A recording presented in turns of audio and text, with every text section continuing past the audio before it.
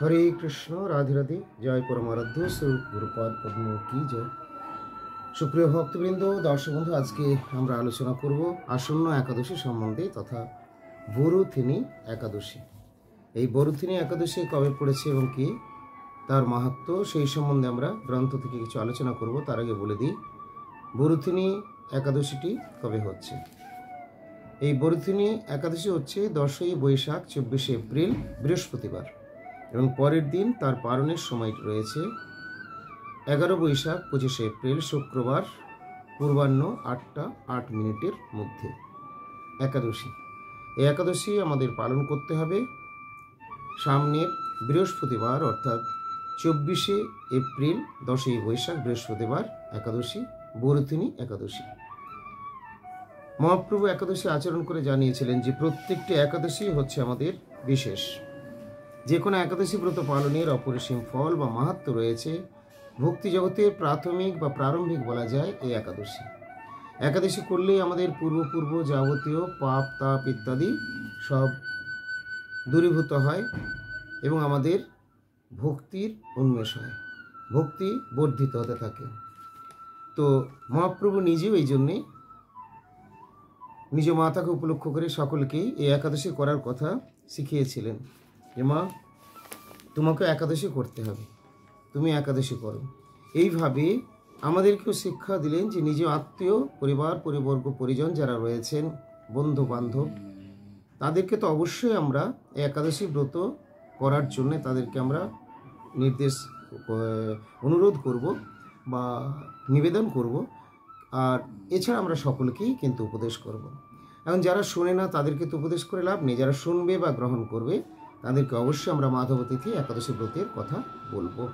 এটি খুব সহজ, কেননা প্রত্যেক দিন সকলেই যদি নিরামিষাদি গ্রহণ বা ভোজন নাও করতে পারেন, কিন্তু তারা মাসে 2টো দিন পালন করতে পারেন। 2টো দিন একাদশী পড়ে, প্রত্যেক মাসে 2টো করে দিন একাদশী থাকে। সেই একাদশীগুলো আমরা পালন করব। একাদশী আমাদের কিভাবে পালন করতে হবে না, একাদশীর দিন আমরা যেখানেই থাকি না কেন, যদি শ্রীক্ষেত্রে জগন্নাথ ধামে থাকি তাও যিনি একাদশী পালন করেন বা করবেন তিনিও কিন্তু কদাচিৎ, তো যে কথা বলছিলাম, যদি আমরা শ্রীক্ষেত্রে পুরী ধামেও থাকি, জগন্নাথ ধামেও যারা একাদশী ব্রত পালন করেন তারা কখনোই সেই একাদশী ব্রত ছাড়বেন না। কোনো অবস্থাতেই একাদশী ব্রত পরিত্যাগ করা উচিত নয়। অনেকেই বলেন আমরা এই বার করছি, এই উপবাস করছি, এই ব্রত করছি, কিন্তু শ্রী চৈতন্য মহাপ্রভু কি শিখিয়েছেন? তার মতো আর বড় সাধু সন্ন্যাসী হয় না, তার মতো বড় আচার্য হয় না, তার মতো বড় এত বড় ভক্তি শিক্ষা প্রদানকারী কেউ হয় না। কেন না, তিনি রাধাকৃষ্ণ মিলিত স্বয়ং ভগবান। তাই নিজেই কলিকালে আসলেন এবং সকলকেই তিনি শিক্ষা দিলেন, নিজে আচরণ করে নিজের মাতাকে উপলক্ষ করে আমাদের শিক্ষা দিয়েছেন একাদশী করার জন্যে। এবং শ্রীক্ষেত্রে যদি আমরা থাকি, জগন্নাথে যদি কেউ প্রসাদ দেয় তাহলে কী করব? প্রসাদের খুব মান্যতা রয়েছে। প্রসাদ প্রাপ্ত হওয়া মাত্রই যখন যে অবস্থায় যেখানে থাকুন না কেন প্রসাদ গ্রহণ বা সেবন করার শাস্ত্রীয় নির্দেশ রয়েছে। এই জন্য হয়তো অনেকেই সেটি যদি একাদশীর দিন হয়ে থাকে তাহলেও গ্রহণ করবেন বা করে থাকেন, এরকম অনেকেই বলে থাকেন, কিন্তু না, সেই ক্ষেত্রে নয়। যখন একাদশী পড়বে তাহলে সেই ক্ষেত্রে কি করতে হবে?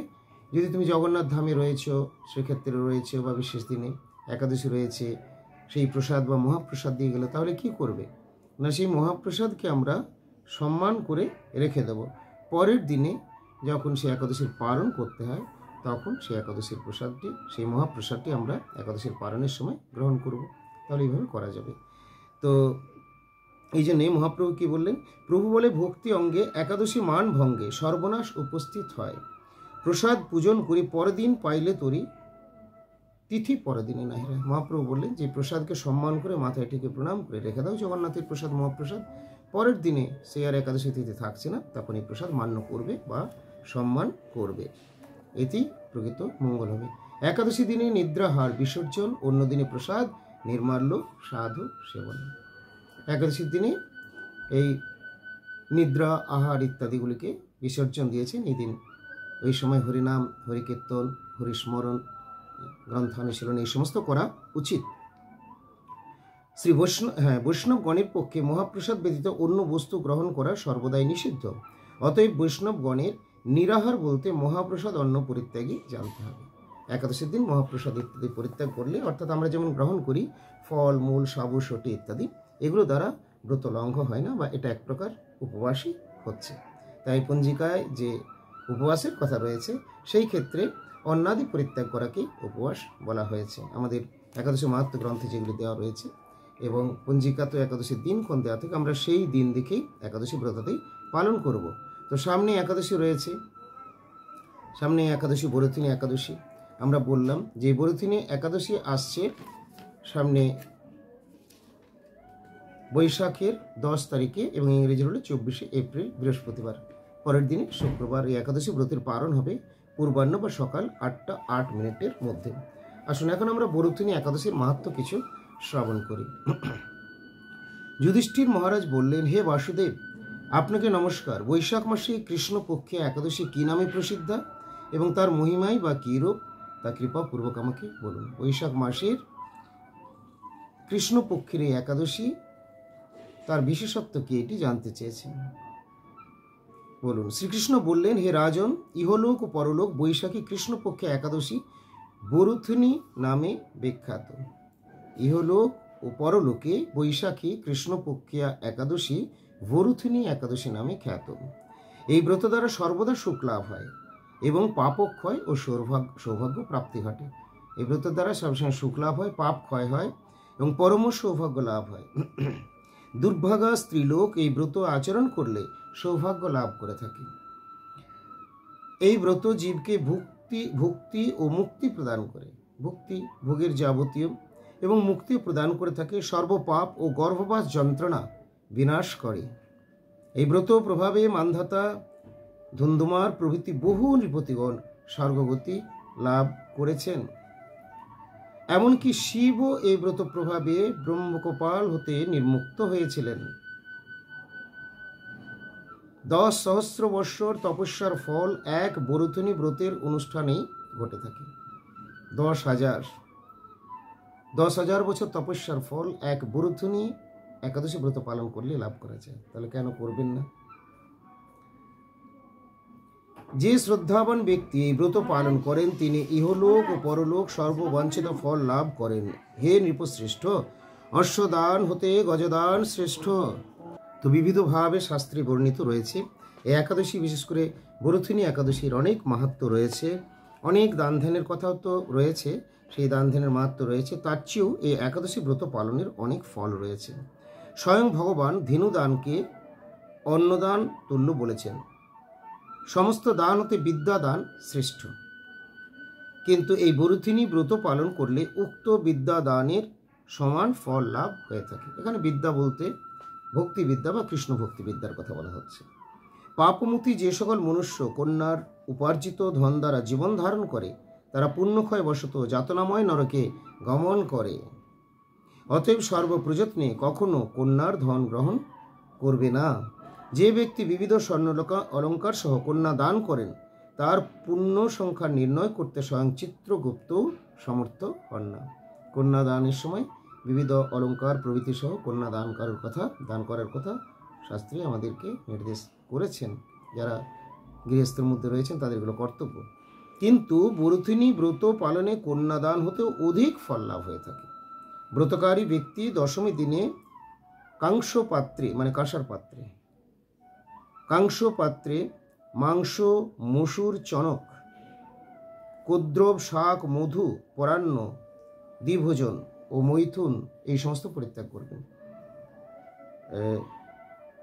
মাংস, মসুর এই কথাগুলি বলেছেন। কেন বললেন? বৈষ্ণবরা তো কোনোদিনই সারা জীবনে গ্রহণ করেন না। কেন বললেন? এই জন্যই বলেছেন যে সবাই তো আর বৈষ্ণব বা শুদ্ধ নিরামিষাশী নেই। যারা সাধারণ রয়েছেন হয়তো একাদশীর দিনটাই পালন করবেন। এই জন্য তাদেরকে বলেছেন যে একাদশীর দিনে এগুলো সম্পূর্ণ বর্জন করতে হবে। শুধু তাই নয়, যারা সম্পূর্ণ শুদ্ধাচারী বা সদাচারী বা নিরামিষাশী হননি তারাও যদি একাদশী ব্রত পালন করতে চান তাহলে তাদের বিশেষভাবে একাদশীর আগের দিন এবং পরের দিন শুদ্ধ আহার বা নিরামিষ ভোজনটা করা উচিত। তবে সেটাও যদি কেউ না পারেন, বলেন আমি শুধু একাদশীর দিনটা করছি, বেশ তাই করুন। সেটা তো কিছু তো আছে, প্রভুর শুভদৃষ্টি লাভ হবে, ওটাই ক্রমে ক্রমে বাড়বে। তবে চেষ্টা করা উচিত তার আগের দিন এবং পরের দিন, যেটা ভক্ত বৈষ্ণববৃন্দ শুধু আগের দিন পরের দিন বলে নয়, সারা মাস বছর জীবন ধরেই যারা পালন করে চলেন। তো এই দ্রুতক্রিয়া, তাম্বুল, নিদ্রা, দন্তধাবন পরচর্চা, খলতা, চর্য, হিংসা, মৈথুন, ক্রোধ এগুলো সবকে বর্জন করবেন একাদশীর দিনে বিশেষভাবে। ভক্তরা অন্য দিনে করবেন না। পরমারাধ্য শ্রী গুরুপাদ পদ্ম কালকের আলোচনায়, কালকের পাঠই বলছিলেন, কালকে বিশেষ দিন পয়লা বৈশাখের অনুষ্ঠান হলো, যে তুমি হিংসা করবে না। অর্থাৎ আমাদেরকে, ভক্তদেরকে কথা বলছে, তুমি যদি হিংসা করো তাহলে ও তোমাকে পাল্টা সেই হিংসাটা করবে। তো তোমার হিংসা করাটা ভুল, মূর্খামি। হিংসা করে না, প্রেমনেত্রে সবাইকে দেখো প্রভুর সঙ্গে, তাহলে তোমার তাদের কাছ থেকে আর উদ্বেগ পেতে হবে না। অবশ্যই এগুলো না করলেও কখনো কখনো উদ্বেগ আসে, সেটা ভগবানের পরীক্ষা জানতে হবে। শরণাগতির শিক্ষা বা শরণাগতির পরীক্ষা নিয়ে এগিয়ে চলতে হবে। কাংস, মাংস, সুরা, মধু, তৈল, পতিত সম্ভাষণ, ব্যায়াম, পুনঃভোজন, একাদশীর দিনে ব্যায়াম করা, তৈল মর্দনা আদি ইত্যাদি করা, এই সমস্তগুলো নিষেধ করেছেন। মৈথুন, প্রবাস ও মসুরান্ন এই কয়টি পরিত্যাগ করবে। হে রাজন, এই বিধি অনুসারে বরুথিনী ব্রত পালনপূর্বক রাত্রিকালে মধুসূদনের পূজা ও জাগরণ করলে মানবগণ পূর্ব পাপ হতে মুক্ত হয়ে পরমাগতি লাভ করেন। গ্রন্থে এইভাবে দেওয়া আছে। বিভিন্ন অধিকারী বিভিন্ন জন রয়েছেন, শুধু একজনের উদ্দেশ্যে তো সব বলা হচ্ছে না, তার জন্য এরকম রয়েছে। যাদের যেখানটা জানার প্রয়োজন থাকবে নিজ নিজ ধারা, গুরুপাদ পদ্ম, গুরুবর্গ, বৈষ্ণববৃন্দ যেখানে আছেন সেখান থেকে আবার ভালো করে জেনে নেবেন। এই কথাগুলি গ্রন্থে বর্ণন করেছেন, আমি তাই সেগুলি পাঠ করছি। অতএব সর্বপ্রযত্নে সূর্যতনয় যমরাজের যাতনা হতে পরিত্রাণের জন্য বরুথিনী ব্রত পালন করা একান্ত কর্তব্য। ভবিষ্যোত্তর পুরাণে কথিত এই ব্রত কথা শ্রদ্ধা ভরে পাঠ বা শ্রবণ করলেও গো সহস্র দানের ফল লাভ পূর্বক সমস্ত পাপ হতে বিমুক্ত হয়ে বিষ্ণু লোকে গমন করে থাকে। অতএব একাদশী ব্রত আমার আপনার প্রত্যেকের পক্ষে একান্ত পালনীয়। হরে কৃষ্ণ। সামনে একাদশী ব্রত পালন করুন সকলে। তার আগে আবার বলে দিই, আজকে আমরা উখড়া শ্রী গৌরাঙ্গ মঠে রয়েছি।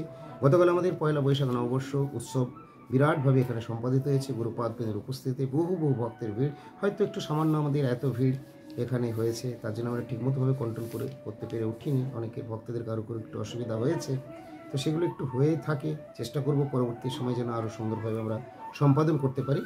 আর সামনে আগামীকাল আমাদের প্রোগ্রাম রয়েছে কুমারডিহিতে ভক্তের বাড়িতে, সেখানে আমরা শোভাযাত্রা করব গুরুপাদ পদ্মের সাথে। সকালেই সারাদিনের প্রোগ্রাম, ফিরতে আমাদের সন্ধে।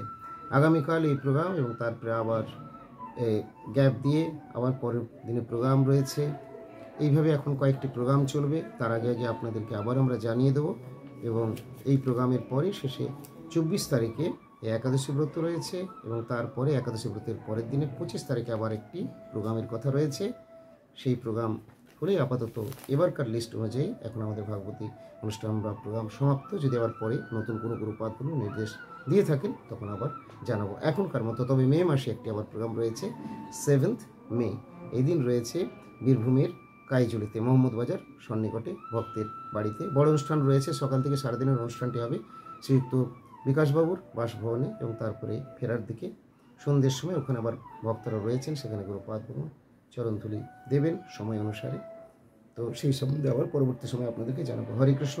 ভালো থাকুন সকলে। দেখা হবে আবার পরবর্তী পোস্টে। যারা এখনও আমাদের চ্যানেল সাবস্ক্রাইব করেনি তাদের বলে চ্যানেলটি সাবস্ক্রাইব করে আমাদের সঙ্গে থাকুন আর নিয়মিত দেখতে থাকুন আমাদের দিব্য মধুর প্রসঙ্গগুলি। হরি বল। রাধে রাধে।